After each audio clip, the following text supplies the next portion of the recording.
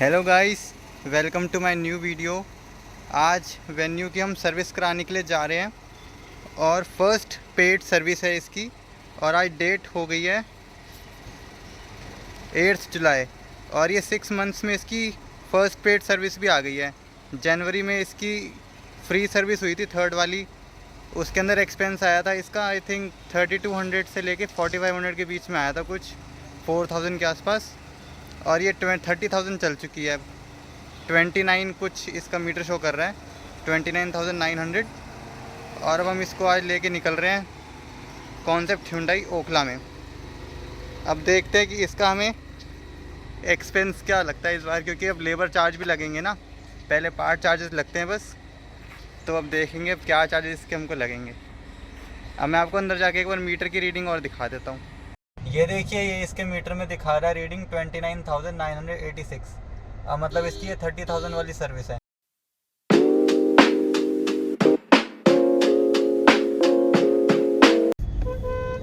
अब हम जाम वाले एरिया से निकल के थोड़ा सा बाहर आने वाले हैं। अब हम पहुंच गए मोदी मिल।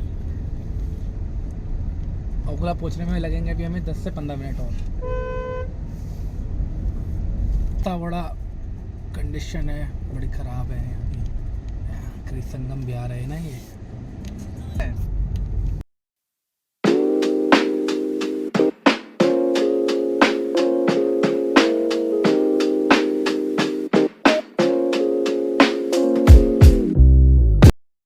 अब हम जो है एडवाइज़र को देखते हैं, हमको कौन सा असाइन किया गया है। उसके बाद हम एस्टिमेट देखते हैं, फिर मैं आपको एस्टिमेट बताऊंगा और फिर फाइनल बिलिंग का देखते हैं कैसा रहेगा हमारा। अब ये जो हमारी गाड़ी है वॉशिंग लाइन में खड़ी हुई है। अब इन्होंने बोला है कि गाड़ी कल तक मिलेगी क्योंकि आज ज़्यादा भीड़ है।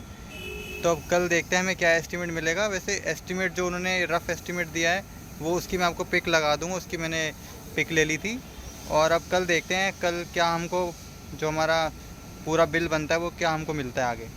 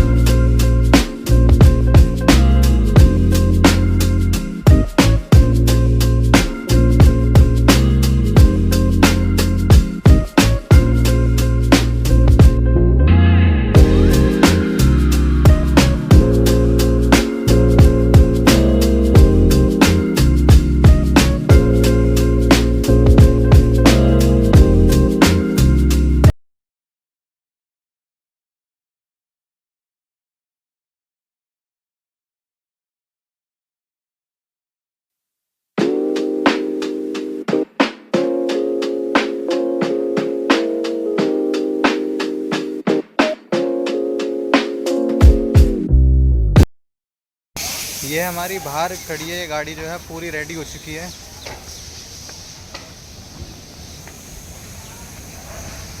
अब इसमें ना कंप्लेंट्स भी एक्चुअली बहुत ज़्यादा थी हमें थोड़ी ना, जो तो हमने बताया इनको, तो इन्होंने बोला था कि आपको फिर इसलिए कल दोपहर तक मिलेगी। तो फिर हम इसलिए घर चले गए थे कल शाम को और फिर दोपहर को दोबारा आए हैं। अब ये जो है गाड़ी पूरी रेडी हो गई है। एक बार वो सारी जो कंप्लेंट्स थी वो एक बार देख लेते हैं कि रिज़ॉल्व हो गई है कि नहीं हुई है इसके अंदर। और जो हमारा इसका बिल आया है मैं आपको वो भी दिखा देता हूँ कि तो गाइस अब हम ये वेन्यू की सर्विस करा कर आ चुके हैं। हम 4 o'clock तक आ गए थे, 3:30 हमें गाड़ी मिली थी और 4 o'clock हम घर पे आ गए। अब मैं आपको पूरी इसकी रिपोर्ट देता हूँ कुछ अच्छी चीज़ें हैं, कुछ बेकार चीज़ें हैं।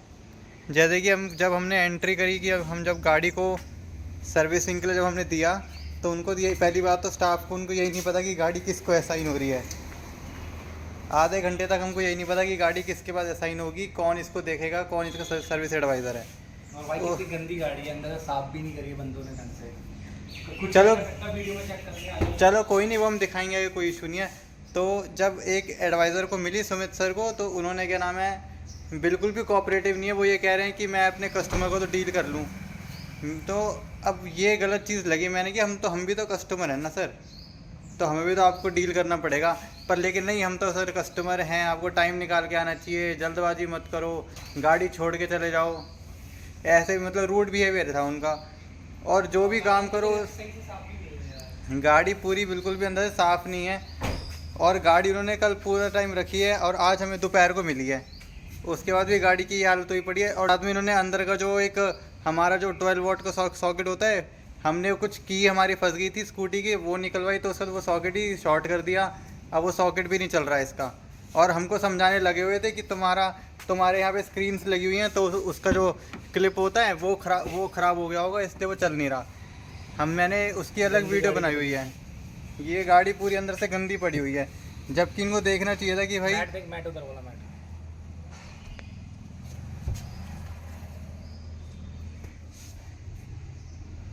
जबकि इनको सोचना चाहिए भाई तुम्हारे पास गाड़ी इतने टाइम से रही है, पूरा एक दिन और कल भी थी, तो तुम्हें करना चाहिए ना साहब। बिल्कुल इनको बोल बोल के करवाना पड़ता है सारा काम।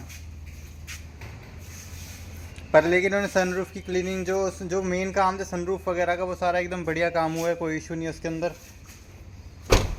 क्लीनिंग से लेके बहुत रिलेटेड शिकायत है। जो इंटीरियर क्लीनिंग में बहुत ज़्यादा हमको कंप्लेंट है, और साथ में थोड़ा जो एडवाइज़र के लिए बिहेवियर को रिलेटेड थोड़ा सा हमको प्रॉब्लम है। और तो चलो कोई इशू नहीं है, बिल विल का भी कोई इशू नहीं आया। काम जो मैकेनिकल काम था वो एकदम एक नंबर हुआ है, कोई प्रॉब्लम नहीं है उसके अंदर।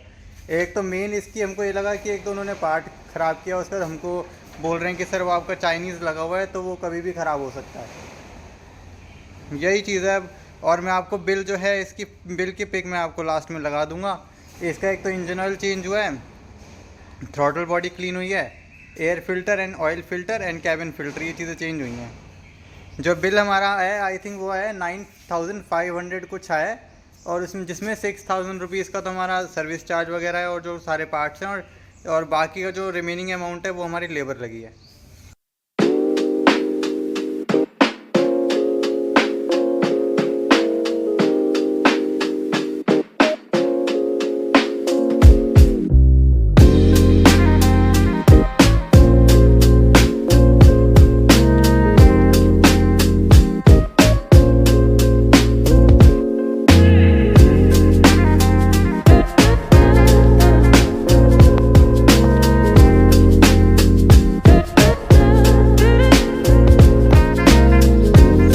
देख यार, वहाँ पे गए थे, उन्होंने शॉर्ट कर दिया, उसके बाद अब ये चल ही नहीं रहा। कह रहे ये तुम्हारा लोकल है। चलिए हमारा लोकल है तो वो तो ओरिजिनल है भाई। ये चार्जर तो ओरिजिनल, इसमें लाइट जलती है, यहाँ पे लाइट भी नहीं जल रही। ये लगाऊंगा, ये भी नहीं चलेगा। ये तो पहले तो चल रहा था हमारा, ये इसमें रेड बत्ती आती थी, अब वो भी नहीं आ रही। चलिए ये लोकल मान लिया, ये तो ओरिजिनल है। कंपनी देख, और देख ये लगाया, एक भी नहीं चल रहा। अब सी टाइप का चार्जर भी लगा के चेक करना पड़ेगा।